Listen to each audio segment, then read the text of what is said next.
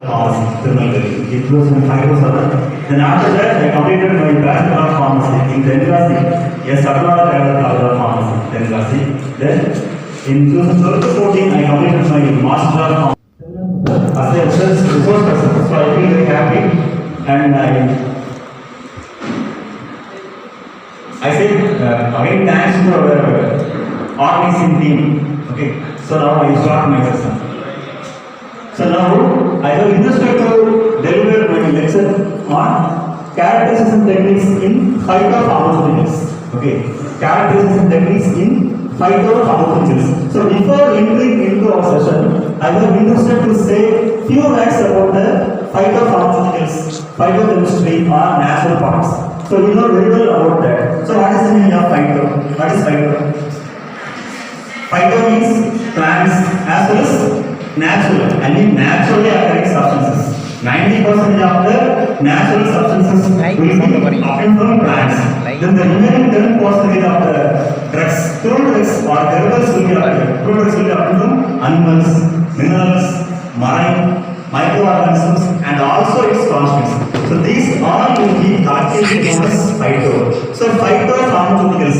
So from this natural products, from these natural sources, we can able to prepare lot of formulation. So the formulation means there will be solution, suspension, emulsion, or any other novel formulation. So nowadays we are preparing the nano solution, nano particles, nano sponge, nano emulsion, nano suspension, nano level. Okay. In olden days we were preparing the normal formulation, but in recent trend, I mean into the 21st century, we are preparing the nano formulation only. So for each and every formulation, the quality control techniques, stabilization techniques, as well as its characterization techniques are most important. So first, I have interested to say the equipments, I mean techniques named in modern methods of pharmaceutical analysis. So the modern methods of pharmaceutical analytical techniques, which has been categorized into different ways. Okay, here the spectroscopical methods, then chromatographic methods, electroanalytical methods, then biological methods, microbiological methods, radioactive methods, physical methods, and miscellaneous methods. Likewise, 8 different categories of characterization techniques, I mean analytical techniques in our system. Okay, just I am saying the instruments as well as its specific application in our pharmaceutical field as well as in our Ayush. Okay. Yes. So spectral methods. So in spectral methods, already we have known these names. Ionospheric spectroscopy first, then IR spectroscopy, infrared spectrophotometer, then nuclear magnetic resonance spectroscopy, NMR spectroscopy and mass spectroscopy. UV, IR, NMR and mass. These 4 are the major spectroscopic techniques in modern methods of pharmaceutical analysis. Next. Then chromatographic techniques. Okay, so next to spectroscopic techniques, the chromatography techniques are the most important one. So the chromatography techniques are categorized into 2 different ways. Okay, first one is the older methods. Then second one is the modern methods. Okay, so in first category, the basic techniques like column chromatography, paper chromatography, thin layer chromatography, these will be coming. Okay. Next, in somewhat modern techniques, HPLC and HPGLC. Already we know these things. High performance liquid chromatography and high performance thin layer chromatography. These are the techniques in chromatography. Next, gas chromatography and ion exchange chromatography. Based on the specialty of application, the chromatography techniques will be varied. Next, electroanalytical techniques. Okay, so in electroanalytical techniques, some of the methods are there. Those are potentiometry, conductometry, polarography, amperometry, and paper electrophoresis. These 5 are the methods in electroanalytical techniques. Okay, next. Then biological and microbiological methods. Here the biological assay of vitamins, assay of antibiotics, microbiological assay of vitamins, microbiological assay of antibiotics. Sometimes we might have done this in our practical laboratory. So these are the biological as well as microbiological methods in analytic chemistry. नहीं photo எடுங்க Next, radioactive methods. என்னைய photo In this, எடுங்க. only radio immunoassay or IA. That is the only method in radio analytical technique. Next, physical methods. So in physical methods, some of the examples we are studying, those are differential thermal analysis, DTE, differential thermal analysis, then differential scanning calorimetry, DSC, then thermomechanical analysis, DMA, and thermogravimetric analysis, TGA. These are the physical methods of pharmaceutical analytics. போங்க Next, other techniques. So other techniques like conventional diacritic analysis, then polarimetric methods. So diacritic analysis means already we have studied the school life itself. We have studied acid base titration, redox titration, carboxymetric titration, precipitation titration, likewise. Now, directly we can come to our characteristic studies. If you are preparing any nano formulation, so you have prepared the formulation in our laboratory, then after that, the characteristic is most important. In nano formulation, so first and foremost, we have to know what is the meaning of nano. What is nano? Yes. Nano, it is equal to 10 to the power minus 9. The particle size will be having the particular range. So these will be characterized by using scanning electron microscope as well as two-dimensional scanning electron microscope. So in this, if you are observing the particles in scanning electron microscope, the particle size ranges and the shapes will be looking this like. Okay, this is the particles under scanning electron microscope. Okay. So this one is the very minor particles. I mean, if we can't able to see the particles under scanning electron microscope, now furtherly we can able to observe the particles under two-dimensional scanning electron microscope. That is called step. The particles will be very minute size. Okay, so these two are the major important characteristic techniques in nano solution, nano suspension, nano emulsion, nano particles. As well as it will be mostly used with nano sponges. Nowadays, nano sponges also prepared in nanotechnology. Okay. Next, X-ray diffraction spectrophotometry. That is shortly called as XRD. Okay. So by using this X-ray diffraction spectroscopy, we can able to determine, we can able to measure the diameter of the particle size. Okay. So particular powder particle size diameter can be measured by using this X-ray diffraction spectrophotometry. So X-ray spectrophotometric techniques, it will be having a lot of applications. Mostly, it will be helpful to know the particle size measurement, particle shape, diameter of the particle size. Then sometimes it will be used in forensic pharmacy. Then it has a lot of pharmaceutical as well as clinical toxicological applications in the modern methods of pharmaceutical analysis. Next, UV visible spectrophotometer. So first I told in spectral methods of analysis, 4 methods I told: UV, IR, NMR and MAS. From that, the UV visible spectrophotometer is the first one. So by using this, there is a lot of pharmaceutical applications. We can able to determine the percentage purity of the particular compounds. Okay. Next, it has a lot of applications in qualitative basis as well as in quantitative basis. Then input determination. So if you are preparing the particular formulation means it has a lot of essential phytoconstituents. Okay, so each and every phytoconstituent will be seen in the particular nanometer range. For example, colored phytoconstituents that will be observed in the particular range, nano 400 to 800 nanometer. That is the nanometer range for observing the colored particles. I mean colored phytoconstituent. If it is colorless, that can be observed in 200 to 400. Okay, so likewise it has lot of applications. Next. Then in quantitative basis also, it has a lot of pharmaceutical applications. So if you are starting the UV visible spectrophotometry, it will be taking 1 hour to complete the session. So that's why I am skipping that. Very sorry. Next FTIR. So FTIR, it is majorly useful for the determination of functional group of the particular compound. Functional group. So functional group is most important. So if you are finding out the functional group now, we can able to know that easily find out the unknown phytoconstituent. the unknown phytoconstants only, these types of spectroscopy techniques majorly used. So in this Fourier transmission infrared spectroscopy, that is the full form, FTIR, Fourier transmission infrared spectrophotometry. Next.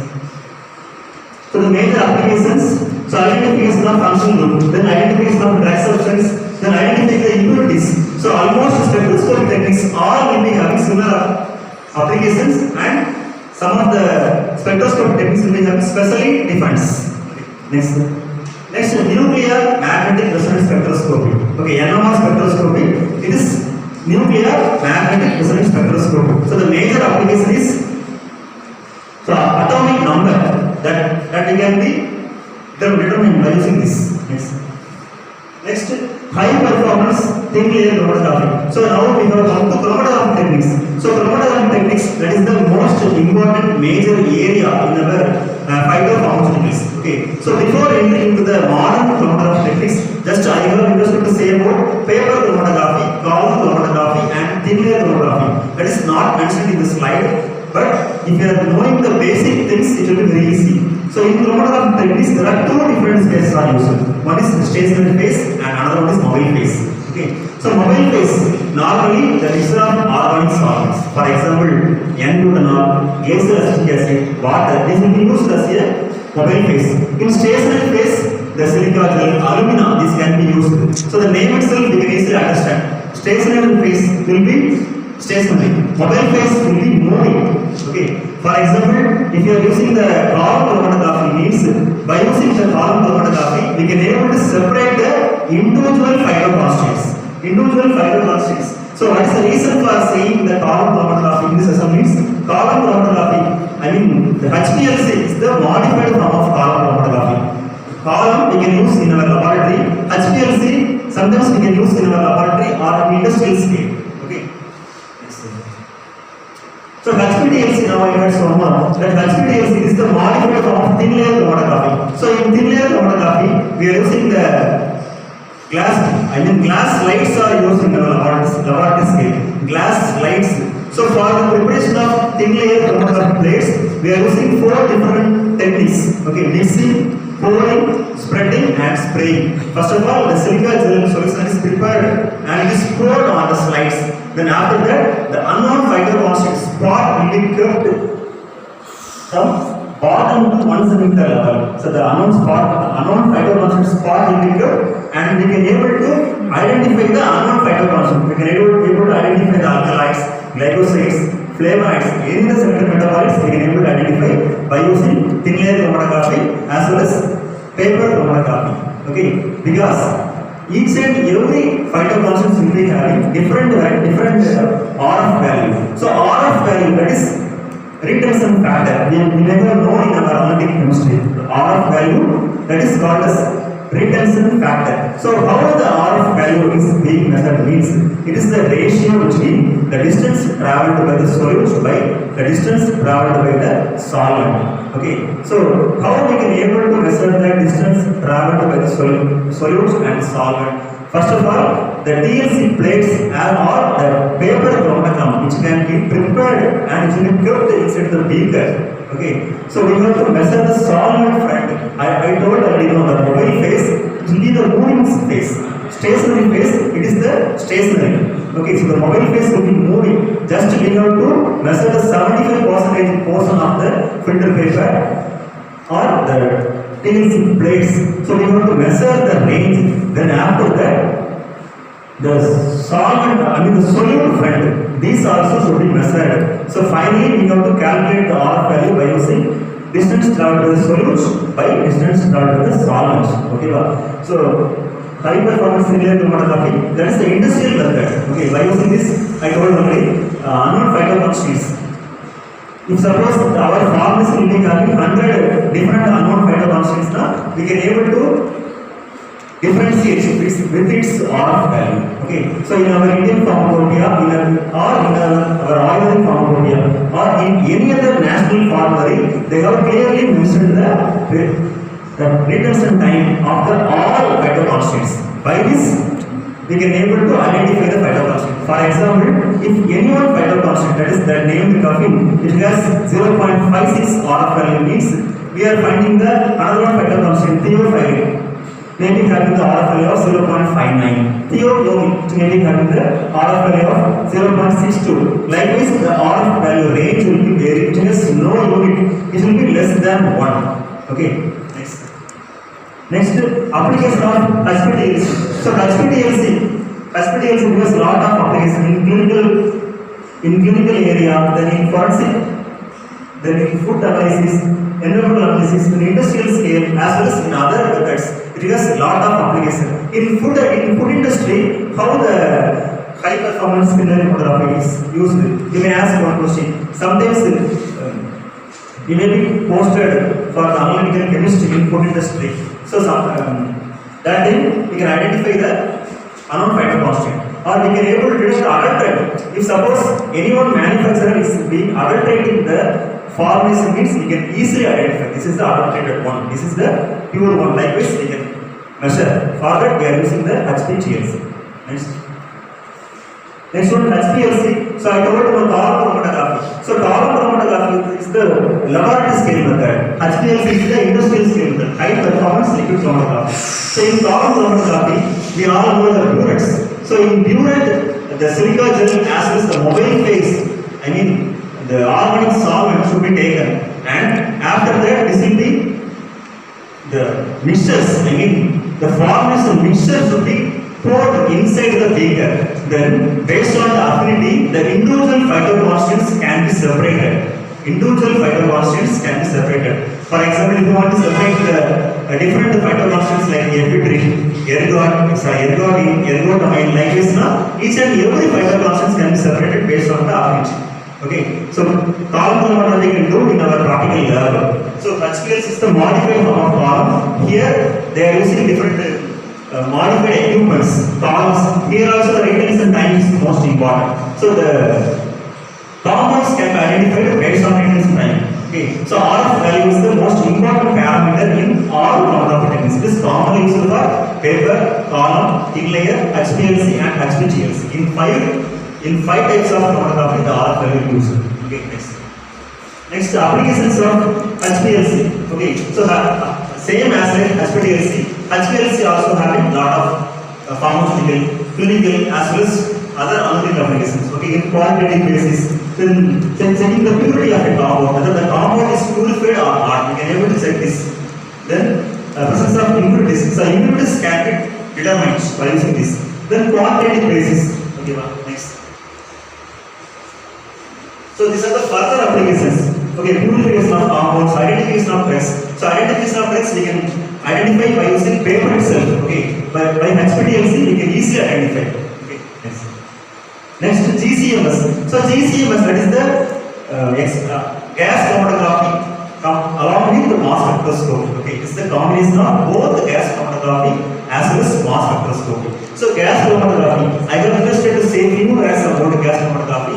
So in gas chromatography, it has two different types. One is gas solid chromatography and another one is gas liquid chromatography.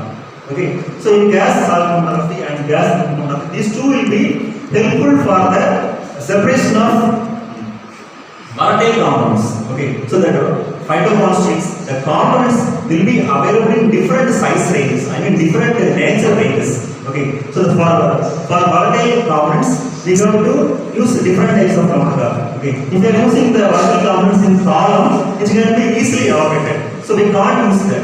So in gas chromatography, the carrier gases are used. Okay, then next applications of gas chromatography.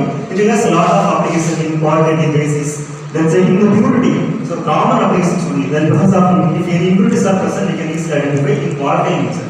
Okay, then quantitative basis. Okay, next.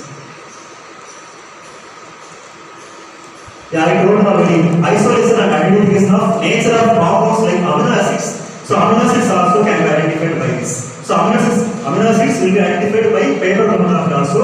Then gas chromatography. By using this also we can able to identify the unknown amino acids. Next, plant extracts, volatile oils. Okay.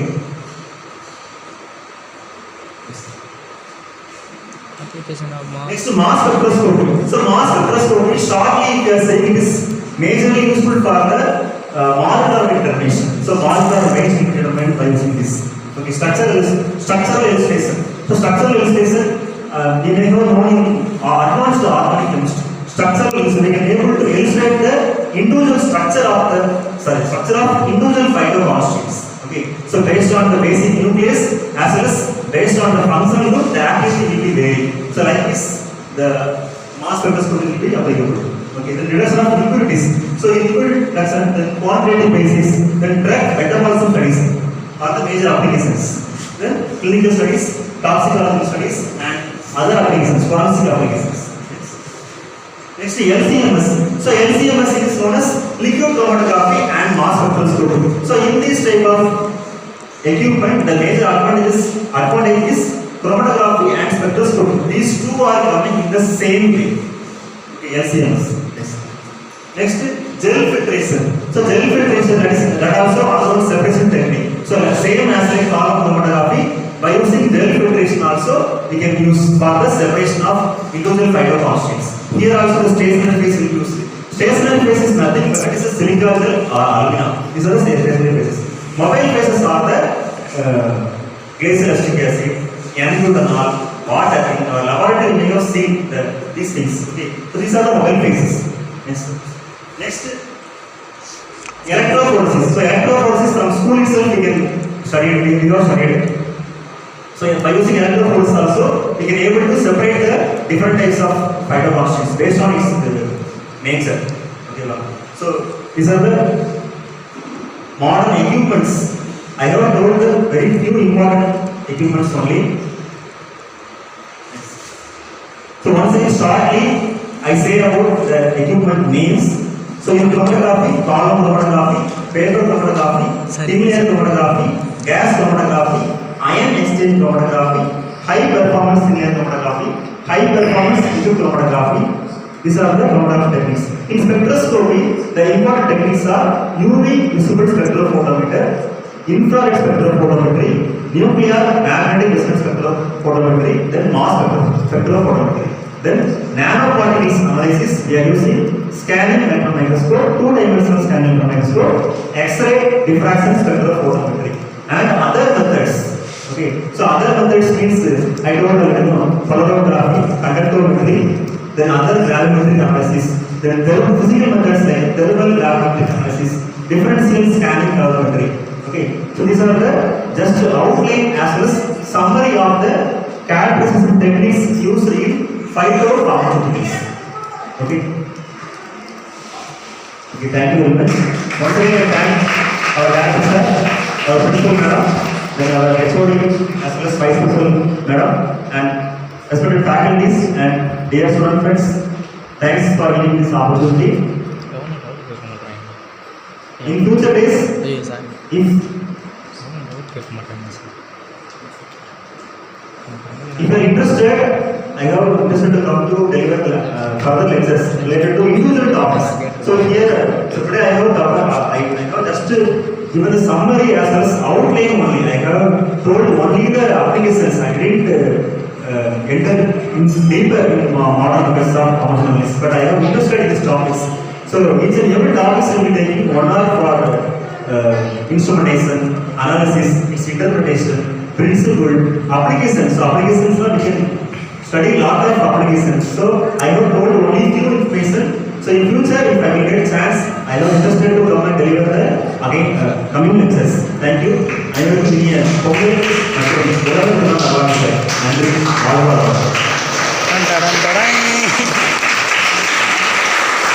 அவ்வளோதானே sir?